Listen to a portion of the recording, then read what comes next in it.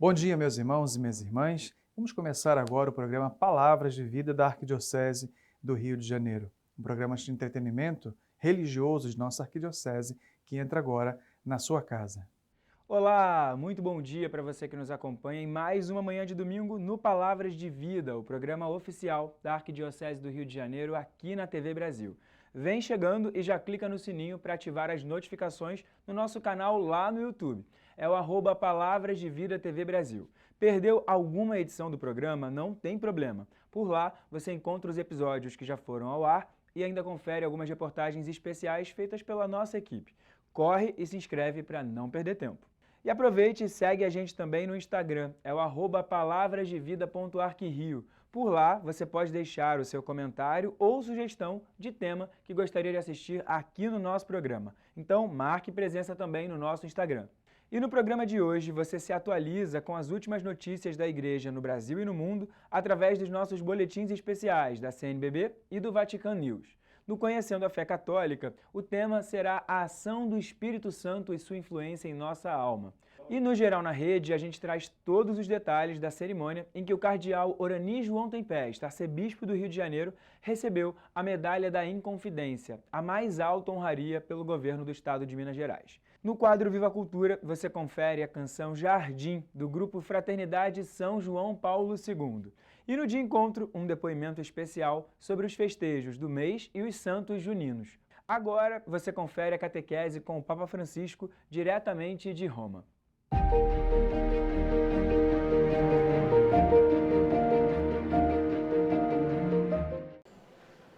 Em nome do Padre, del Figlio e dello Spirito Santo.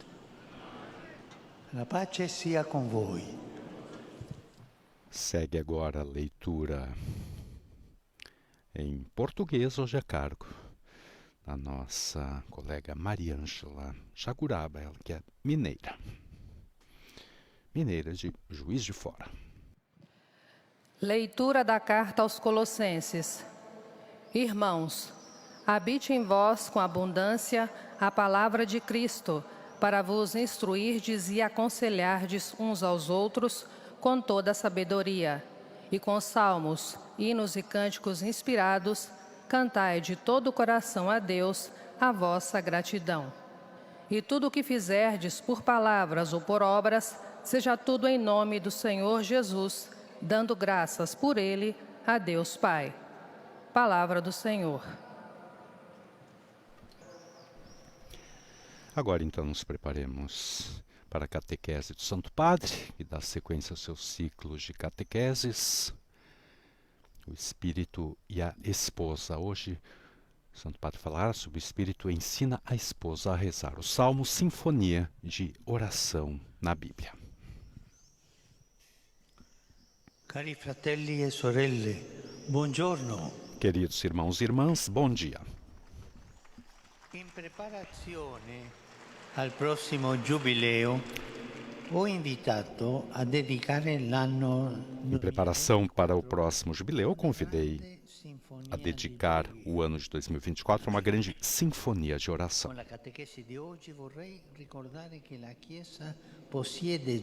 a catequese de hoje, gostaria de recordar que a Igreja já tem uma sinfonia de oração, cujo compositor é o Espírito Santo, e é o livro dos Salmos.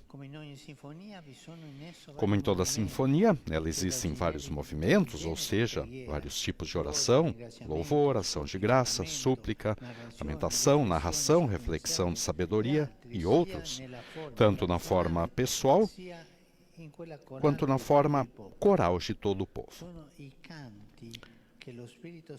São os cânticos que o próprio Espírito colocou nos lábios da esposa, sua igreja.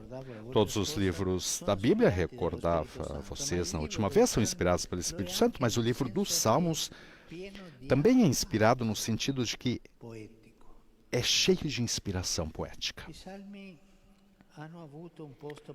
Os Salmos tiveram um lugar privilegiado no Novo Testamento, com efeito.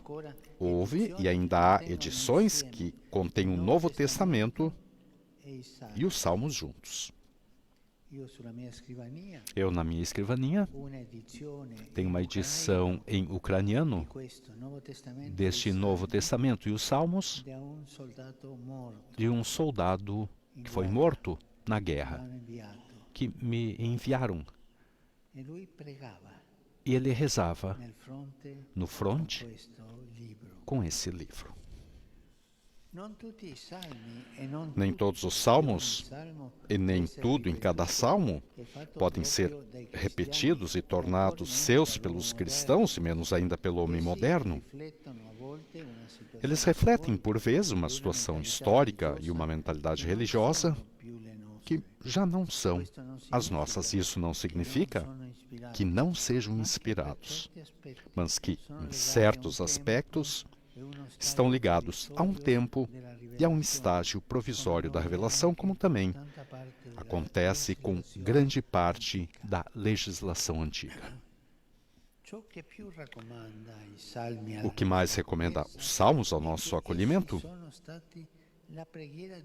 é que foram a oração de Jesus, de Maria, dos apóstolos e de todas as gerações que nos precederam. Quando os recitamos, Deus os escuta com aquela grandiosa orquestração que é a comunhão dos santos. Jesus, segundo a carta aos Hebreus, entra no mundo com o versículo de um salmo no coração. Eis que venho, ó Deus, para fazer a tua vontade.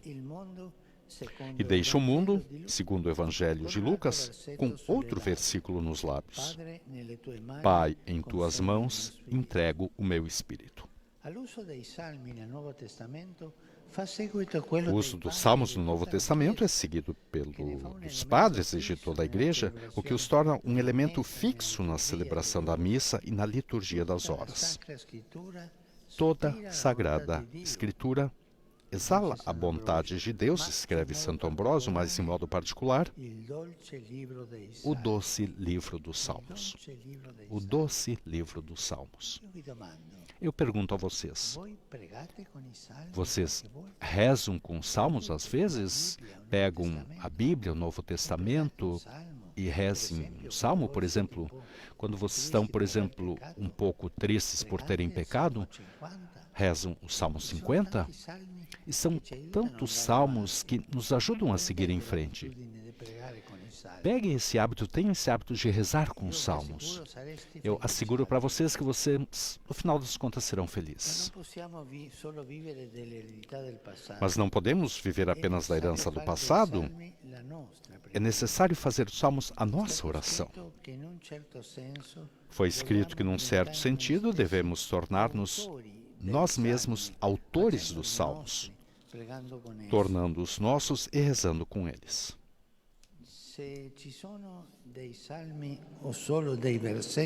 Se existem salmos ou apenas versículos que falam ao nosso coração, é bom repeti-los e rezar durante o dia. Os salmos são orações para todos os momentos.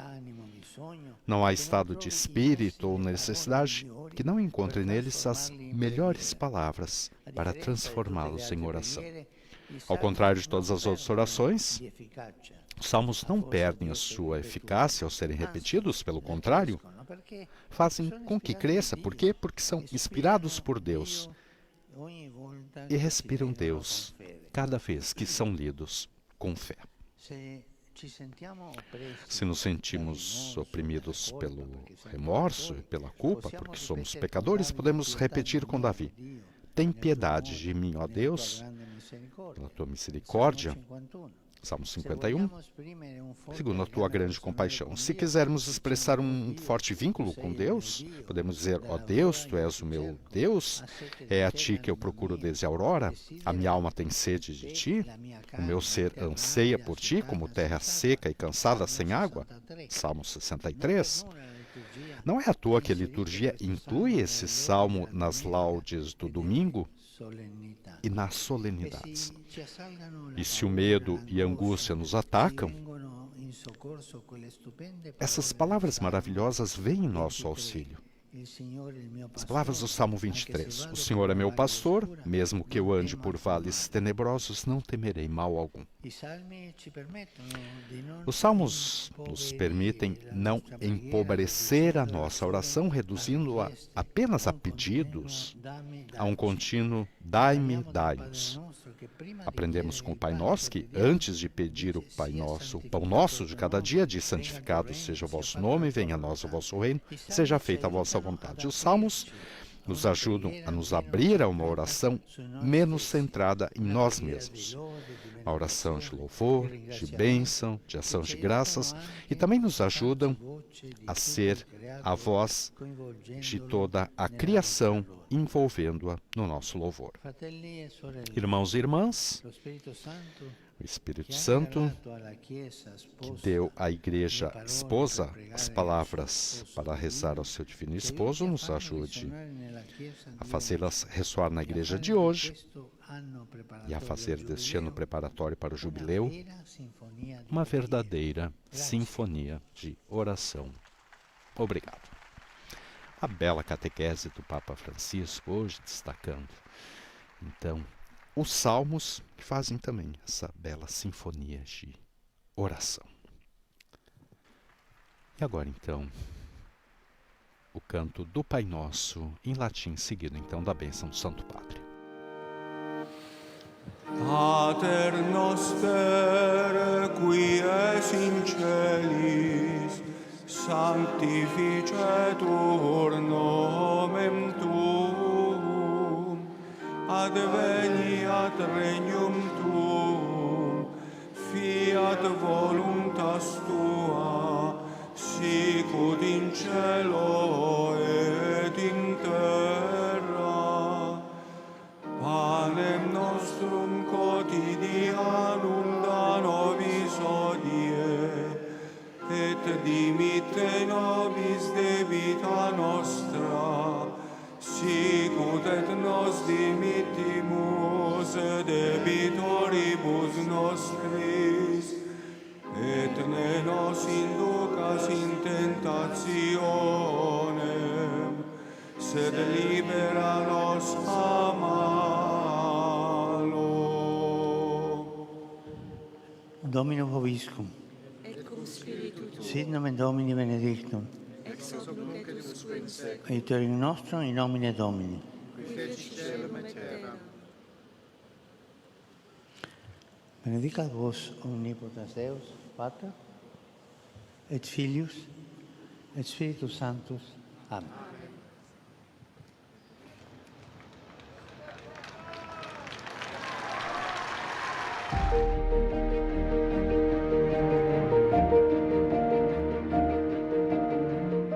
E nós continuamos no Vaticano, agora com a nossa editoria internacional. A Bianca Fracalvieri traz as últimas informações da Igreja pelo mundo. Nesta semana, uma descoberta inusitada. Durante obras em Roma, bem em frente ao prédio do Vatican News, um tesouro histórico foi encontrado. Roma está em obras e temos um canteiro bem diante do prédio aqui do Vatican News. E durante os trabalhos foi descoberto um tesouro. Estamos falando de uma lavanderia da época de Júlio César, ou seja, no 1º século antes de Cristo. E vocês sabem como funcionava essa lavanderia? Pois bem, nessas bacias que vocês veem todas redondas, era colocada uma mistura que continha urina, que era a amoníaca daquela época, o detergente para lavar as roupas. E as roupas eram passadas de bacia em bacia nessas piscinas maiores, comunicantes entre si, que retinham a sujeira até a última bacia, em que as vestes saíam limpas. Mas, por sua vez, essa lavanderia foi construída sobre outra edificação. De fato, se vê essa escada e esses cômodos que agora os arqueólogos estão estudando para entender o que eram. E agora? Vocês acham que as obras vão parar? Não, não vão parar, porque toda essa estrutura vai ser transportada aqui para os jardins do Castel Sant'Angelo, onde estará aberta a visitação dos peregrinos e dos turistas. Do Vaticano, Bianca Fracalvieri para o programa Palavras de Vida. Muito obrigado, Bianca. A gente se vê na próxima semana com mais novidades diretamente de Roma. E no próximo bloco você confere as últimas notícias da Igreja no Brasil no boletim da CNBB. A gente vai para um rápido intervalo, mas fique por aí, porque na sequência tem muito mais.